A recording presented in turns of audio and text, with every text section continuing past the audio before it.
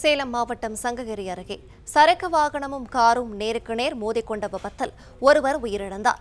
விவரங்களை தருகிறார் செய்தியாளர் ஆதிநாராயணன். வணக்கம். விபத்து குறித்தான மேலும் விவரங்கள். வணக்கம்.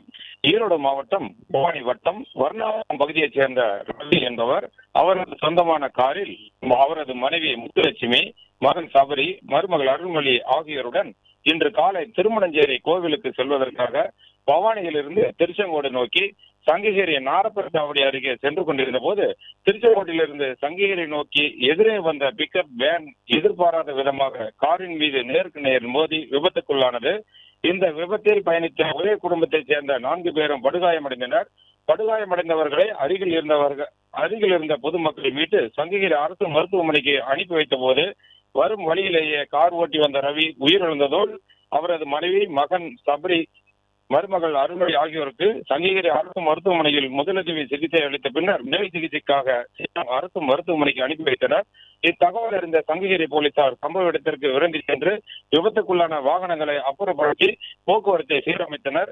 மேலும் தலைமறைவான பிக்கப் வேன் ஓட்டுநரை தேடி வருவதோடு இந்த விபத்து தொடர்பான வழக்கு பதிவு செய்து தீவிர விசாரணையும் மேற்கொண்டு வருகின்றனர். இதனிடையே சங்ககிரி திருச்செங்கோடு தேசிய நெடுஞ்சாலையில் நாரப்பஞ்சாவடி பகுதியில் எரிவாயு குழாய் பதிக்கும் பணிகள் பல மாதங்களாக நடைபெற்று வருவதாகவும் இதனால் இருவழிச்சாலையின் ஒரு பகுதி மூடப்பட்டு ஒரு வழி சாலையாக மாற்றப்பட்டதே இந்த விபத்துக்கு காரணம் என்று அப்பகுதி பொதுமக்கள் தெரிவித்தனர். இந்த விபத்து குறித்த சிசிடிவி வீடியோ காட்சிகள் தற்போது சமூக வலைதளங்களில் வைரலாக பரவி பெரும் பரபரப்பை ஏற்படுத்தி வருகிறது.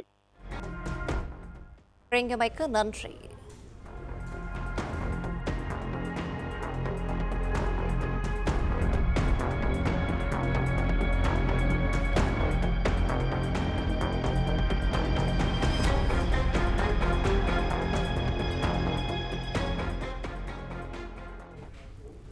பிளே ஸ்டோர் மற்றும் ஆப் ஸ்டோரில் இருந்து பாலிமர் செயலியை QR கோடு மூலம் பதிவிறக்கம் செய்யுங்கள்.